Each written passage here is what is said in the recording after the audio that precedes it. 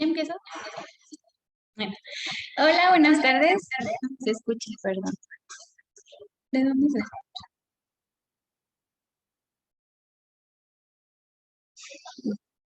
El día de hoy vamos a ver el tema de osteopenia y osteoporosis. Y lo voy a dar yo, Leslie Salas, residente de primer año de medicina interna.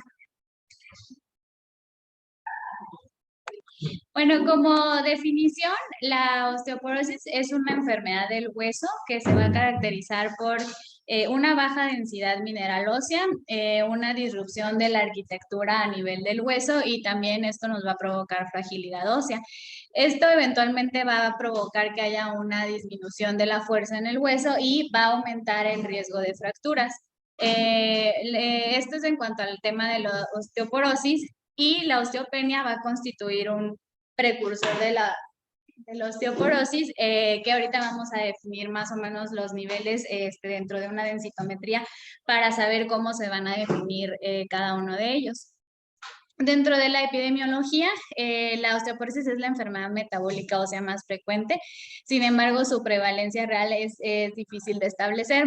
Llega a afectar a una de cada 3 mujeres mayores de 50 años y esta cifra va aumentando progresivamente hasta llegar incluso a un 25 al 50% de mujeres ya de edad avanzada mayor a 80 años. En México, su prevalencia en mujeres y hombres mayores de 50 es de 17% y 9% en columna lumbar respectivamente, y de afectación en cadera del 16 y el 6% respectivamente. Entonces, puede darle tanto a hombres como a mujeres, 1 de cada 3 mujeres y en 1 de cada 5 hombres, por lo tanto es un poco más frecuente en las mujeres, y esto sobre todo, como sabemos, tiene que ver también con el involucro de todas las vías que participan en tanto la resorción como la formación ósea y también niveles hormonales, por ejemplo, en las mujeres, los niveles de estrógenos que van disminuyendo progresivamente con la edad también nos llegan a predisponer para tener problemas de osteoporosis. Pues a partir de los 35 años de edad, nuestra densidad mineral no se va a disminuir. Es una edad muy temprana en la que ya empieza a disminuir esta densidad. Va a aumentar hasta el 25% cuando la mujer está por...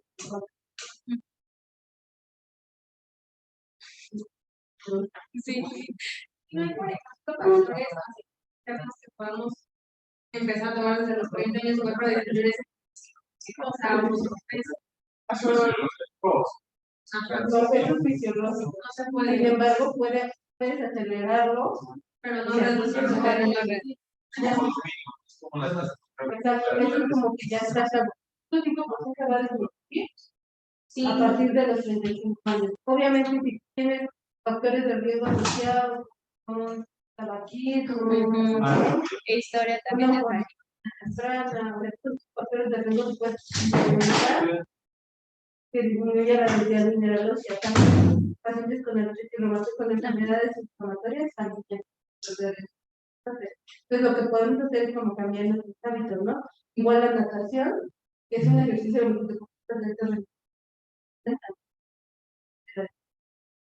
¿por qué?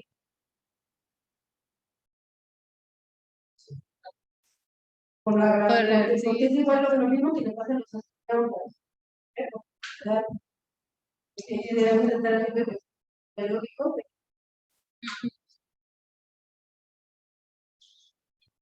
Bueno, en sí, los mecanismos de disminución de la densidad mineral ósea tienen que ver con un desbalance entre la resorción del hueso y entre la producción de hueso.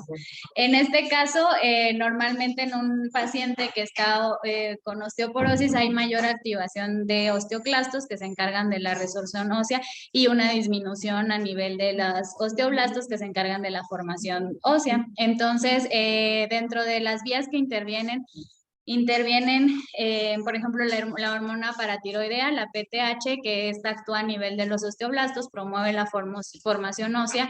Entonces, una disminución o déficit de vitamina D va a hacer que haya un exceso de resorción ósea. Por su parte, también está, por ejemplo, el factor, el RANK-L, el RANK ligando, que en realidad es un receptor de activador nuclear, este factor kappa beta. Este actúa a nivel de los osteoclastos.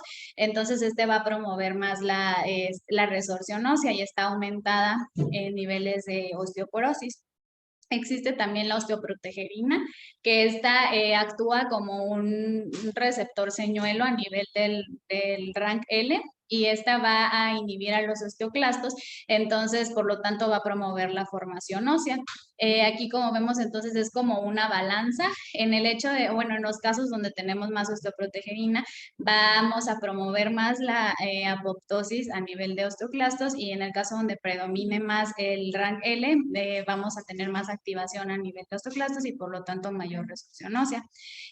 Como mencionaba, los estrógenos también cuando hay niveles, bueno, cuando se presenta la menopausia, hay niveles disminuidos a nivel de estrógeno, entonces esto también hace que haya mayor activación de los osteoclastos. Entonces, el exceso de resorción ósea puede ser por disminución de los estrógenos, porque se presente bajo calcio sérico, por un déficit de vitamina D, factores predisponentes como el alcoholismo o el tabaquismo, como mencionaba previamente la doctora. También algo muy relevante es el tratamiento con glucocorticoides, que va a disminuir la absorción de calcio, por lo tanto también nos predispone a osteoporosis, y la inactividad física, sobre todo porque hay una falta como de estrés que disminuye esa deposición ósea. Y también pues el hecho de que haya disminución de formación ósea va a ser también predisponente para presentar la osteoporosis. Y ahorita vamos a ver que en cuanto al tratamiento farmacológico también pueden actuar tanto a niveles anabólicos para promover la formación de hueso y también para actuar ante los osteoclastos y la inhibición, que ahorita lo veremos próximamente. ¿Te acuerdas cuando vimos lo de la ciclopatía? Hablábamos mucho justo del factor nuclear kappa beta y de quién lo activa. Aquí ya tenemos esta, ahí lo ponemos bien en la imagen.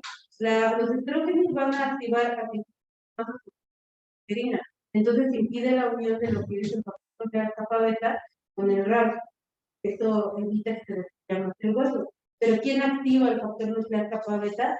Los déficits de vitamina D, factor de naranja, vitamina C. Por eso un estado inflamatorio nos lleva a que haya mayor daño y mayor. Y por eso que la menopausia, al haber disminución de estrógenos, hacen que haya menos herida, por lo tanto, que es más rápido.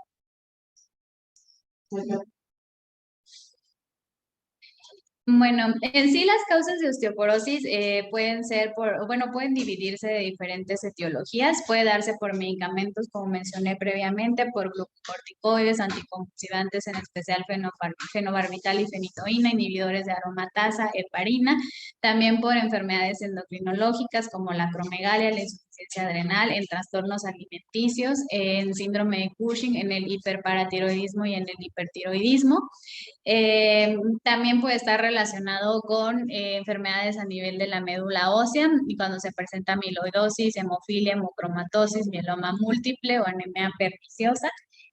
Y también algo muy, bueno, que suele tener como mucho impacto también son las enfermedades gastrointestinales, sobre todo cuando se presentan enfermedades que nos provocan mala absorción, enfermedad celíaca, una hepatitis crónica activa, pacientes posoperados por una gastrectomía, el hecho también de que tengan o de que hayan sido usuarios de nutrición parenteral, el déficit de vitamina D, la deficiencia del calcio, el alcoholismo y la fibrosis quística.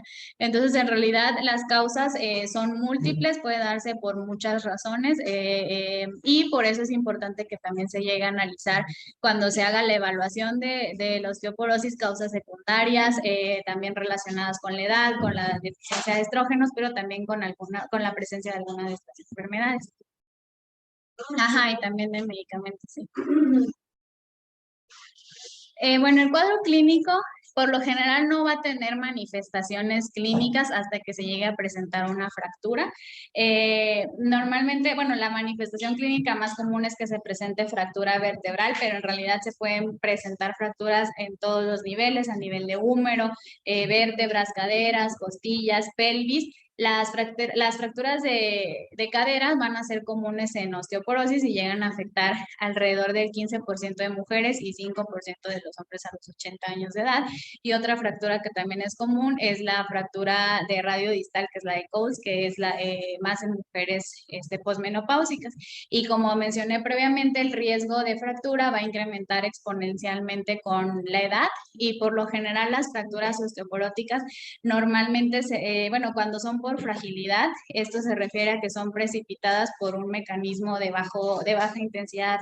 Entonces, por ejemplo, el simple hecho de una caída del propio plano de sustentación nos va a generar una fractura que normalmente en una persona que no presenta osteoporosis, pues esto no sucedería.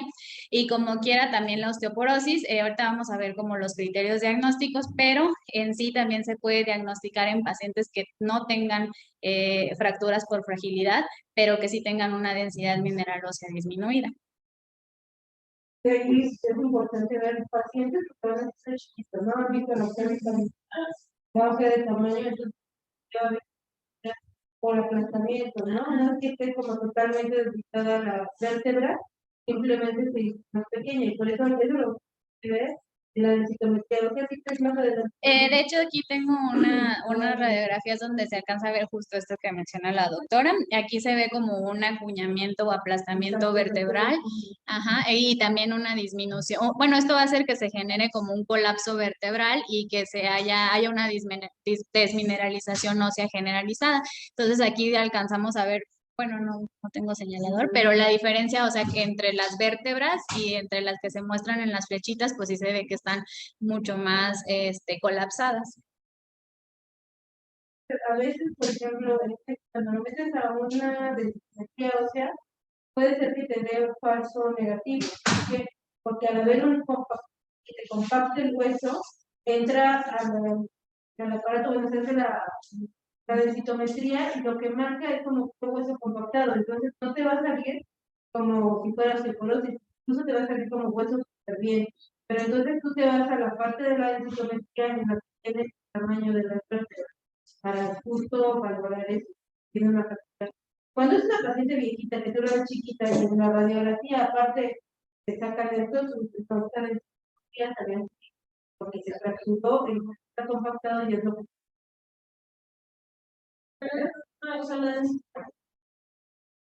Columna, columna lumbar, lo que es cadera, cuello y algunos disponen freno de guardia. O sea, pero porque te puedes medir, porque tú vas a que te hagan una densitometría y hay densitometría de radio, hay densitometría de costillo, pero eso no es igual que una densitometría de columna de cadera, porque recordemos el hueso está formado diferente a nivel abdominal, ¿no? ¿Cómo tenemos aquí más cortical o más clavicular?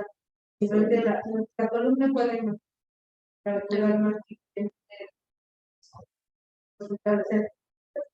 eso es que nos importa es de columna y cadera.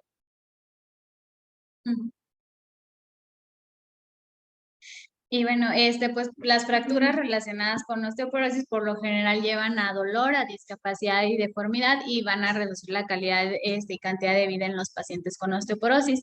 La fractura de cadera es la consecuencia, bueno, una consecuencia muy grave de la osteoporosis, ya que llega a aumentar la mortalidad en los pacientes de 12 a 20% 2 años después de que se presente la fractura.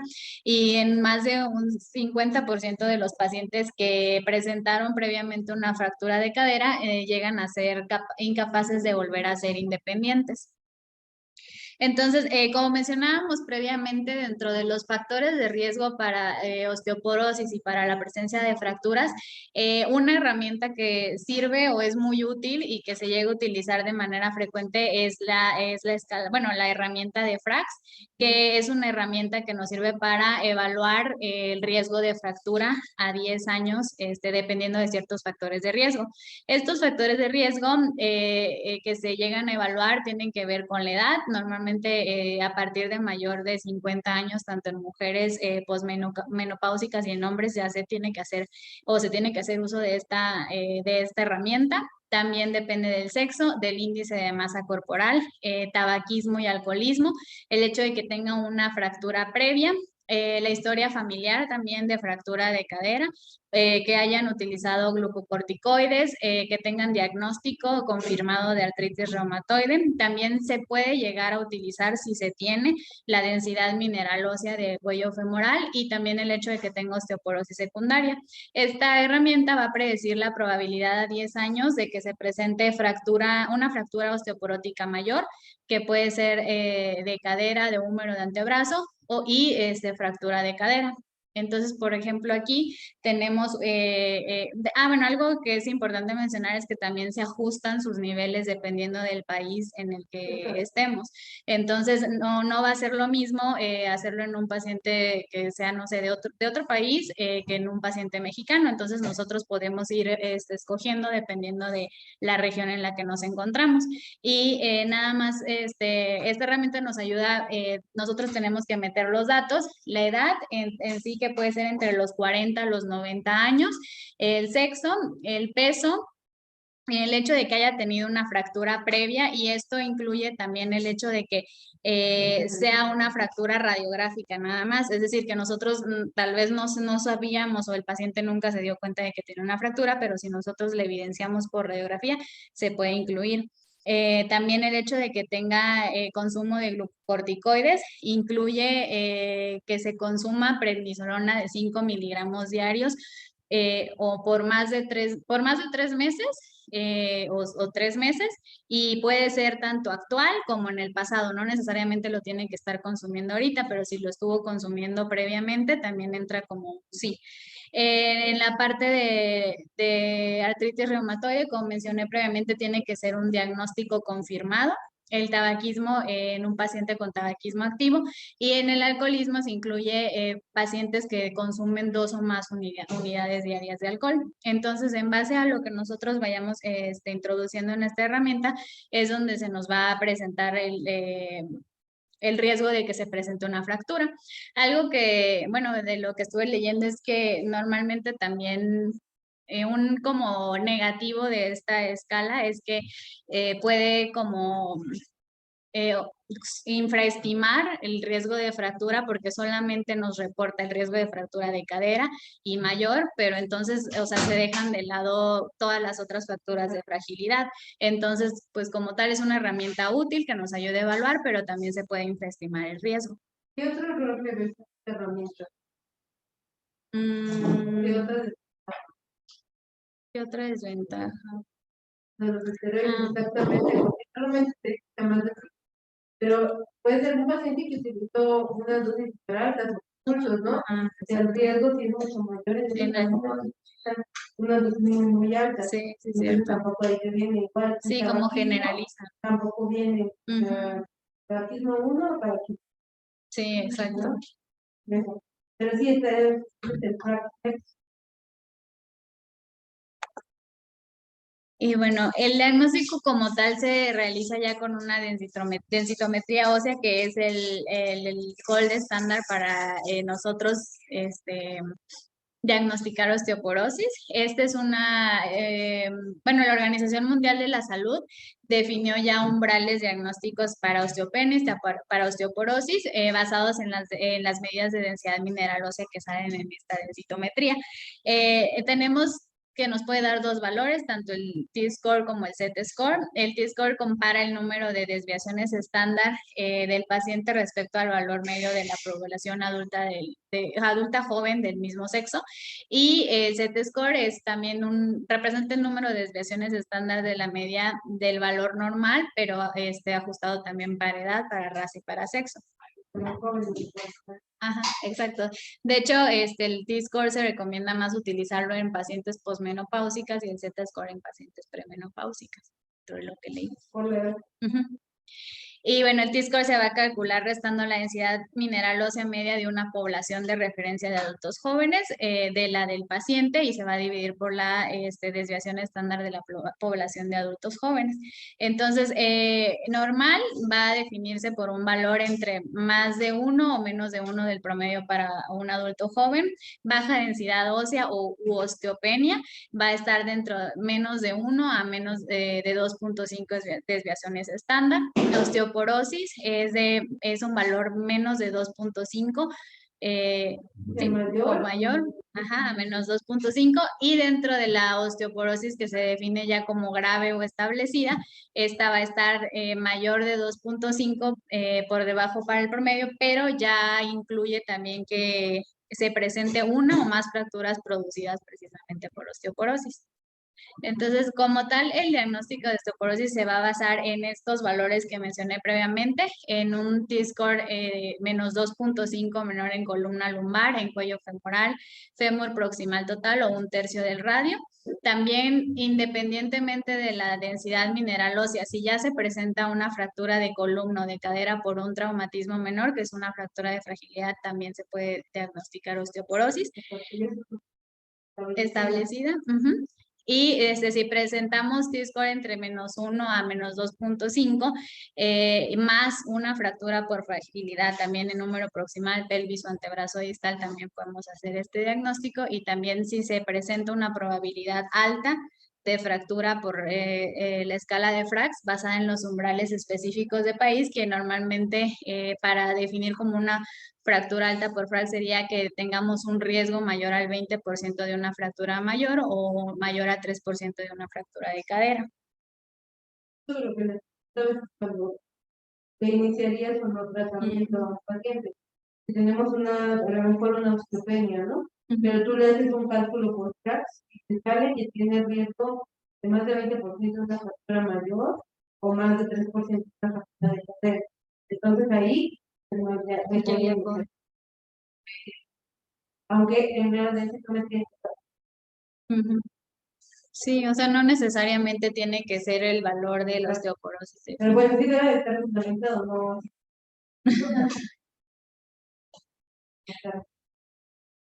Sí, y bueno, igual es importante que una vez que el diagnóstico de osteoporosis ya se hizo, el diagnóstico se va a mantener a pesar de que con el tratamiento el T-score se modifique. Entonces, a pesar de que lleguemos a umbrales de osteopenia, como quiera vamos a seguir dándole tratamiento, aunque también vamos a ver ahorita cómo se hace el ajuste del tratamiento y cómo se va evaluando. Entonces, en sí la densitometría ósea se va a recomendar realizarla a todas las mujeres de 65 años o más, en todas las mujeres posmenopáusicas, ya sea que tengan una historia de fracturas sin trauma mayor, con osteopenia ya identificada por radiografías, o que han iniciado ya terapia con glucocorticoides sistémicos por más de 3 meses. También en otras mujeres perimenopáusicas o posmenopáusicas para factores de riesgo, si desean considerar intervenciones farmacológicas, y también en casos donde tengamos una osteoporosis secundaria. Dentro de la evaluación, el objetivo, como mencionamos desde el principio, consiste también en excluir causas de baja densidad mineral ósea fuera de la edad o de la deficiencia de estrógenos, que es pues como tal la causa más común. Entonces se tiene que llegar a discriminar las causas que habíamos mencionado previamente, por ejemplo, osteomalacia, hipertiroidismo, hiperparatiroidismo, enfermedades gastrointestinales, enfermedades relacionadas con médula ósea. Y pues la evaluación inicial va a incluir una historia clínica, una exploración física completa, que obviamente la historia clínica se base o se También se abarquen los factores del estilo de vida que contribuyen a la pérdida ósea, como el tabaquismo, el alcoholismo, la inactividad física.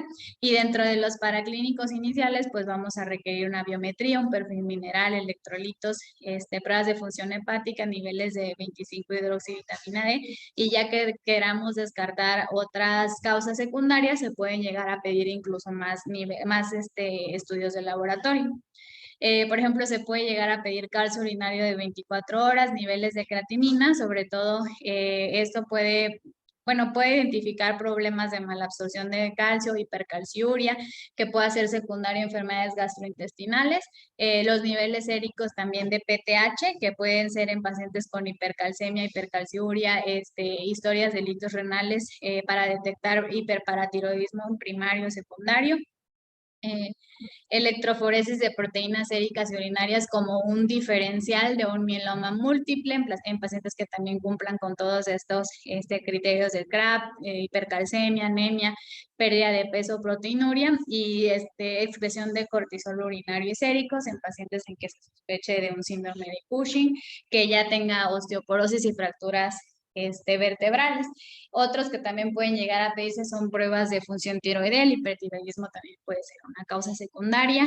Los anticuerpos transglutaminasa para descartar una enfermedad de Crohn, una triptasa sérica y un aspirado de médula ósea si queremos descartar alguna enfermedad relacionada con la médula ósea. Todo esto aparte va acorde, ¿no? Como que todo lo que conoce por el Exacto, todo esto. ¿No? Es de acuerdo a lo que presente tu paciente y a todo lo que es un paciente.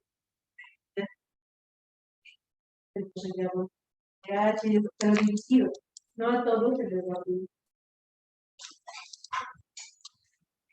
Y bueno, ahora hablando del tratamiento farmacológico, es lo mismo que que nos había comentado la doctora también previamente. En sí, no solamente con que se tenga un diagnóstico de osteoporosis, o sea, si cumplimos con lo mismo de que sea un paciente que tenga osteopenia, pero ya presente fractura, se debe iniciar tratamiento. Entonces, normalmente el tratamiento farmacológico se va a dar en pacientes con un T-score que los clasifique dentro de osteopenia, pero que tengan también historia de una fractura de fragilidad de cadera o de columna, en pacientes que tengan osteoporosis por T-score de mayor a menos 2.5 en cuello femoral, cadera, un tercio del radio, o lo mismo que había mencionado, que tengan un FRAX mayor a 20% de fractura mayor y de fractura de cadera mayor a 3%. En ellos es en quien se inicia el tratamiento farmacológico.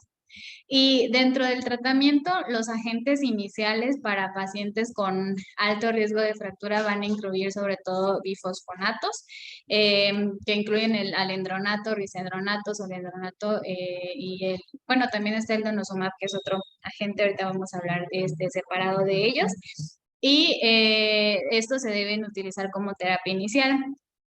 Sobre todo en pacientes con alto riesgo de fractura, por ejemplo en mujeres que sean posmenopáusicas, que no tengan fracturas previas y con un T-score moderadamente bajo, se recomienda iniciar con agentes orales, y los agentes inyectables como el abaloparatide, denosumab, teriparatide o el solendronato se pueden considerar como tratamiento inicial en pacientes con muy alto riesgo de fracturas. Entonces aquí traigo como un algoritmo para ver cómo se va a ir abordando y cómo va a ser el tratamiento. Lo principal es que se obtenga en primera instancia niveles de creatinina, de 25-hidroxivitamina D y de calcio, y ya dependiendo de si tenemos niveles normales de calcio y una 25-hidroxivitamina D mayor a 20, en ese caso nos tenemos que basar también en la función renal. Sí, para ver hacia qué tratamiento farmacológico nos guiamos. En dado caso de que no, entonces en dado caso que tengamos niveles elevados de calcio, se tiene que evaluar, niveles elevados o niveles bajos, se tiene que evaluar la hipocalcemia o la hipercalcemia antes de iniciar una terapia médica para descartar alguna causa secundaria, y en dado caso que tengamos niveles normales, tenemos que corregir el déficit de vitamina D, repetir nuevamente los niveles de 25-hidroxivitamina D en aproximadamente 8 semanas, y antes de iniciar la terapia farmacológica, tener niveles de calcio dentro de los rangos de referencia normal, que tengamos una 25 hidroxivitamina D al menos de 20 nanogramos mililitro y que que nos aseguremos de que sí tenga niveles, ingesta adecuada el paciente tanto de calcio como de vitamina D. Entonces, en dado caso, ya cuando se quiere iniciar el tratamiento, si tenemos una tasa de filtrado glomerular mayor a 30, bueno, en dado caso de que no, pues nos comenta aquí que se tiene que enviar hacia, pues sí, con un especialista que trate enfermedades metabólicas del hueso en pacientes ya con enfermedad renal crónica, pero en dado caso de que sí, tenemos que ver si el paciente tiene criterios para una osteoporosis severa. Y en ese caso, si no es tan severa o no tiene tanto riesgo de fractura, nos tenemos que preguntar si el paciente tiene algún trastorno esofágico, por ejemplo, que tenga acalasia, varices esofágicas, esófago de Barrett, y ver si sí tolera los bifosfonatos orales. O si tiene también historia de alguna gastrectomía, de alguna, por ejemplo, de un bypass que se le haya hecho previamente. En dado caso de que todas estas preguntas se respondan que no, se puede iniciar bifosfonato oral, y en dado caso de que sí, por ejemplo, que sí presente todo esto que acabo de mencionar, se puede iniciar con ácido zoledrónico y intravenoso. Y bueno, en dado caso de que el paciente ya desde un inicio presente osteoporosis severa, se tiene que pues referir a un especialista para que se pueda tomar la decisión de qué agente utilizar, que en este caso se iría por un bifosfonato, por una terapia anabólica, y en el caso de la terapia anabólica se puede ahorita vamos a mencionar los fármacos que son anabólicos, se puede dar esta terapia por 1 a 2 años y después evaluar. Y también se puede dar, bueno, algo importante también es que normalmente si nosotros damos un agente anabólico, posterior al uso de este agente anabólico se debe utilizar un bifosfonato. Entonces, pues va a haber un cambio eventualmente para que se pueda mantener toda la densidad mineral ósea que se ganó con el agente anabólico, pues con el bifosfonato. Entonces, aquí traigo nada más una imagen como general de el mecanismo de acción de las terapias que se utilizan a nivel de osteoporosis. Por ejemplo, en el caso de los bifosfonatos, estos van a unirse a nivel de los osteoclastos para inhibirlos. En el caso del denosumab, el denosumab es un fármaco que se va a inhibir al RANKL va a inhibirlo, entonces por lo tanto va a disminuir la actividad de los osteoclastos y por lo tanto la resorción ósea. La terapia de estrógenos con receptores, receptores selectivos de moduladores de estrógenos, se unen a nivel de osteoblastos para promover la formación ósea, y pues también las vías anabólicas, el teriparatide, los análogos de PTH también van a actuar a nivel de los osteoblastos para promover la formación ósea. Son osteoformadores Y antirresortivos. El teriparatide, los análogos de PTH y la terapia de estrógenos. ¿El cuál? El rosuzumab. El rosuzumab también es un análogo. No, ese es el denosumab. Es un agente anabólico también el rosuzumab. Es que de los osteoformadores tenemos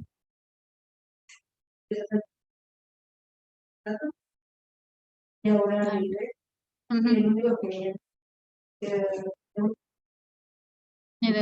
sí.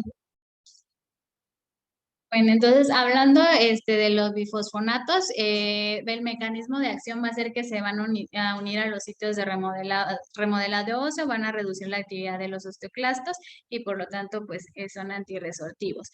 Hay 4 bifosfonatos disponibles: el alendronato, ivandronato, risedronato y el ácido zoledrónico. Y bueno, dentro de sus contraindicaciones es que no se deben usar vía oral como primera opción en pacientes, como vimos en el diagrama, que tengan alteraciones esofágicas, que tengan una tasa de filtrado glomerular menor a 30, posterior a una cirugía bariátrica, mala absorción.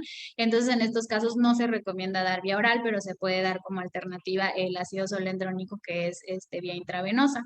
Por lo general, dentro de las dosis podemos tener el alendronato en 70 miligramos semanal o 10 diarios, el risendronato de 35 semanal o 150 mensual, y pues deben ser ingeridos posterior a ayuno. Entonces, dentro de sus contraindicaciones para oral o IV también puede ser que tengan los pacientes hipersensibilidad o que empiecen a generar hipocalcemia.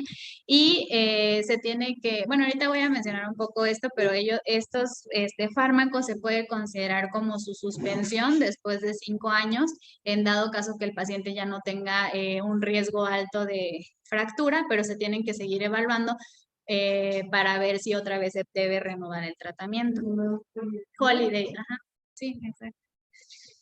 Entonces, pues lo que mencioné, se tiene que considerar su periodo de holiday o de suspensión después de 5 años si ya no hay un riesgo alto de fractura, pero se debe considerar continuar el tratamiento por más de 5 años si el riesgo permanece alto. Entonces, pues por ejemplo, para los bifosfonatos orales se tienen que considerar como este periodo de holiday después de 6 a 10 años de estabilidad en pacientes que tenían muy alto riesgo de fractura. Y por ejemplo, en el caso del ácido zoledrónico, se considera después de 3 años en pacientes con alto riesgo o hasta que ya no haya riesgo alto de que se presente una fractura. Entonces, pues ese es como su periodo. ¿Ya? ¿Cuál es el riesgo de estar en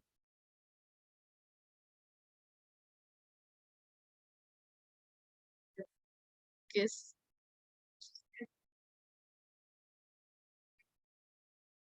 para el camino? Siempre, siempre se debe de evaluar los datos. Es igual tanto ácido como el problema de siempre hacer cualquier con el máximo o con el para ver que antes de la porque por antes trata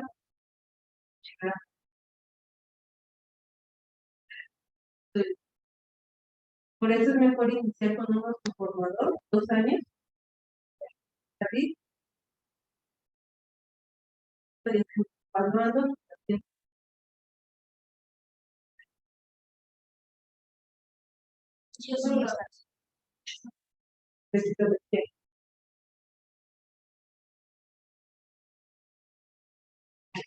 Bueno, entonces, pues si existen contraindicaciones o intolerancia, el agente de elección pues se va a basar en el riesgo de fractura. Ahorita vamos a hablar de las otras opciones. Para mujeres posmenopáusicas que tengan muy alto riesgo de fractura, se va a sugerir un agente anabólico como el teriparatide, el romosozumab o el abaloparatide, y con alto riesgo se puede recomendar en pacientes también con enfermedad renal, que es su ventaja, el denosumab.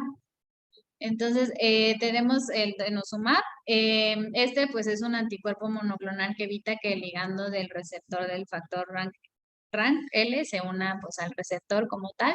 Es un inhibidor del factor nuclear kappa beta, y esto por lo tanto va a reducir la diferenciación de las células precursoras en osteoclastos maduros, y va a disminuir la función de los osteoclastos activados.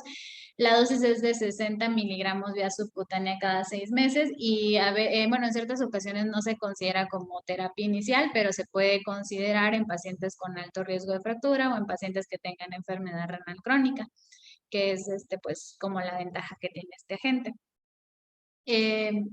Luego está, por ejemplo, también la calcitonina, que en sí no se ha demostrado su efectividad para reducir incidencia de fracturas vertebrales o de cadera. La dosis que se sugiere, aprobada para tratamientos de 100 unidades diarias vía subcutánea o intramuscular, y también está como en presentación de spray nasal de 200 unidades diarias.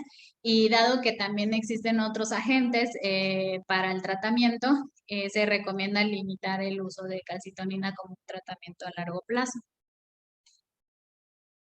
Y bueno, dentro de los moduladores selectivos de los receptores estrogénicos, aquí están, por ejemplo, el raloxifeno, el tamoxifeno, y bueno, en el caso del raloxifeno va a inhibir la resorción ósea, va a reducir el riesgo de presentar una fractura vertebral, y este es el agente que se considera de elección porque también va a reducir, bueno, en mujeres posmenopáusicas también reduce el riesgo de cáncer de mama. Se da en dosis de 60 miligramos diarios, y pues se suele escoger esta gente cuando hay necesidad también de profilaxis para cáncer de mama en pacientes que tengan antecedentes heredofamiliares. Y el tamoxifeno también se usa, bueno, este se usa para prevención y tratamiento de cáncer de mama, no suele utilizarse como agente para osteoporosis, y por ejemplo uno de los efectos adversos que llegan a presentar estos agentes pues es el incremento de los eventos tromboembólicos. Y ahora sí, hablando de los agentes anabólicos, pues estos incluyen tanto la valoparatide, el teriparatide, el romosozumab, que van a estimular la formación de hueso, van a activar el remodelado óseo, y ambos son aprobados para tratamiento inicial en pacientes posmenopáusicas que tengan alto riesgo de fractura o que han sido intolerantes a otra terapéutica utilizada. Está el teriparatide, que también está aprobado para el tratamiento de osteoporosis inducido por glucocorticoides y en hombres, y las dosis son de avaloparatide 80 microgramos diarios, de teriparatide 30 microgramos diarios. Dentro de sus efectos adversos se puede presentar náusea, hipotensión ortostática, calambres, y aquí también se debe limitar el tratamiento a 2 años, y posteriormente se tiene que hacer como un cambio que puede irse con bifosfonatos o con denosumab, y estos son análogos relacionados con la hormona paratiroidea. Y aparte de estos está el romosozumab, que es un anticuerpo que es anticuerpo antiesclerostina, que en sí el romosozumab actúa a nivel de esta proteína, la esclerostina, que se produce por los osteocitos y que va a inhibir la formación del hueso.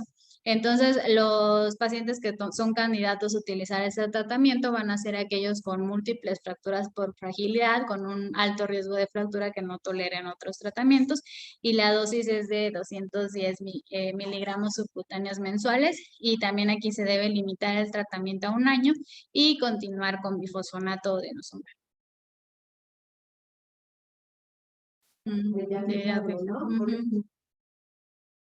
Ahora, todo también lo que... Sí, eso sí. El resto es La mensual. todo lo demás.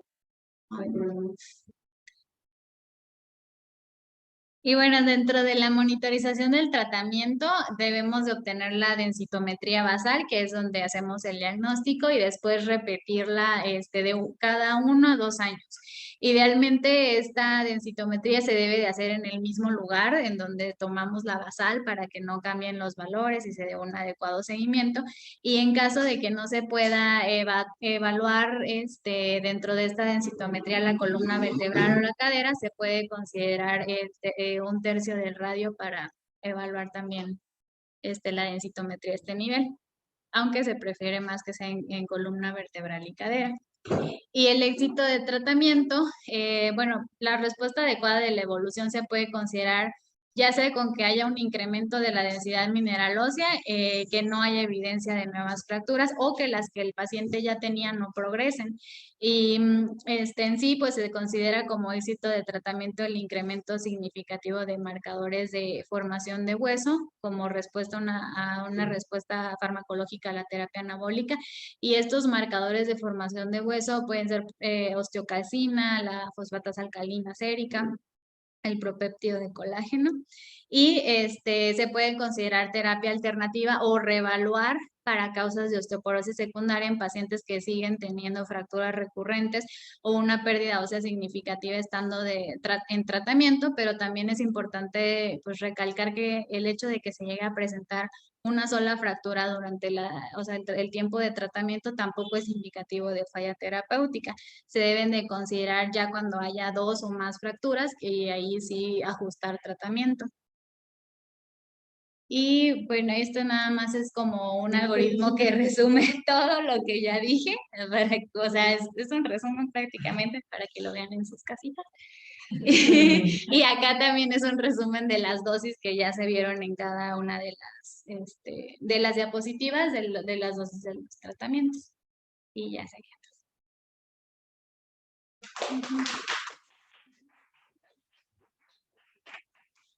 Es algo bien importante de los bifosfonatos es la forma de siempre debe ser en el ayuno. Anterior a que se lo toma, debe estar el paciente 1 hora sentado, o sea, no contar sentado o parado antes de cortar nuevamente. En pacientes ancianos debemos de valorar mucho esto. Recordar que el tratamiento, no todos son recetas de consulta y todos podemos dar el tratamiento.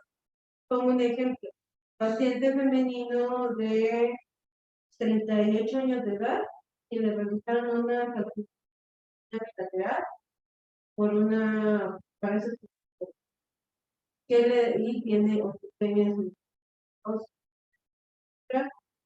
20%, y iniciar en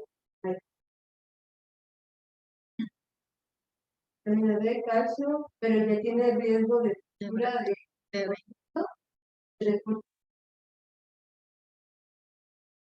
persona mayor.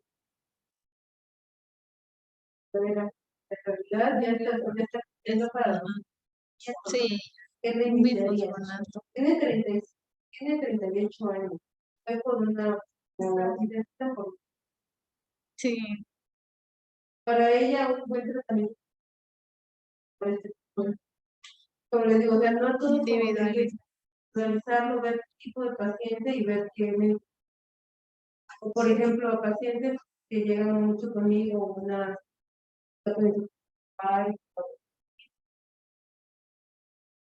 osteopenia por resistencia ovárica se puede valorar también. Entonces, y sí, hace mucho hincapié en checar esto, que a veces no lo hacemos, pero de practicar, a ver cómo está la receta.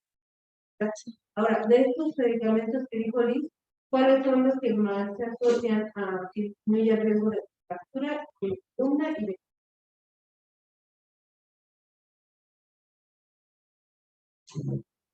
de todos estos?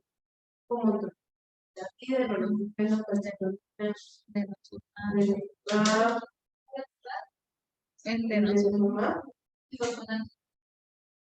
exacto, o sea, los bifosfonatos, todos, el ácido soledrónico, todos tienen la misma posibilidad de disminuir. Entonces, si ya tenemos un paciente que tiene fracturas, entonces los bifosfonatos, de ahí, ¿cuál vamos a ir? Dependiendo de su paciente.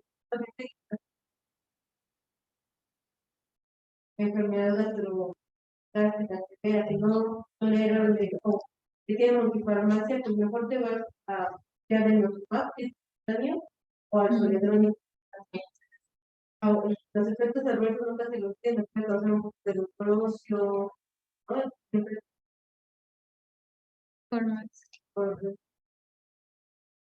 y lo mejor es hacer lo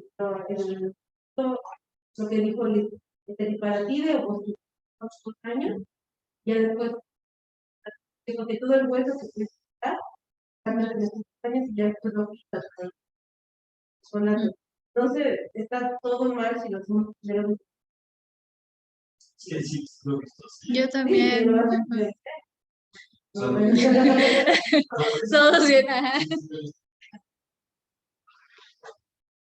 Lo que parece teriparatide, irlo evaluando justo lo del cual muy Dicen, el paciente todavía tiene un riesgo de fractura muy alto, y la verdad es que no me explica una viscosidad de menos 4.5 con fracturas, puedes continuar. Y darlos como no. Es que primero dar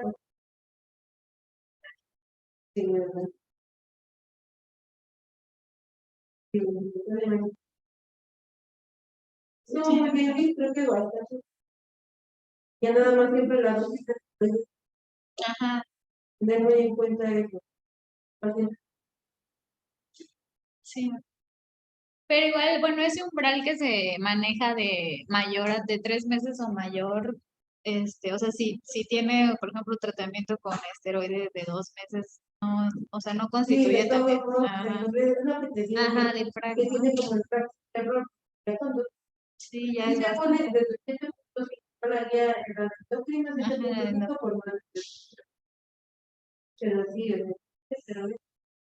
claro que sí. Porque ya, ahora sí hace otra pregunta.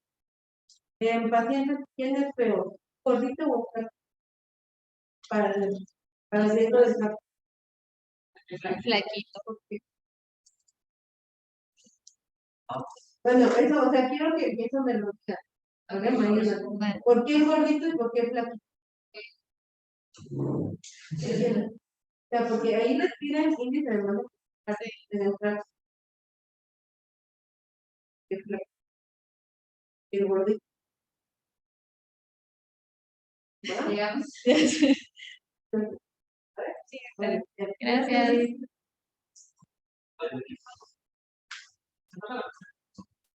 Ah, pues, y luego, Un domingo en la tarde.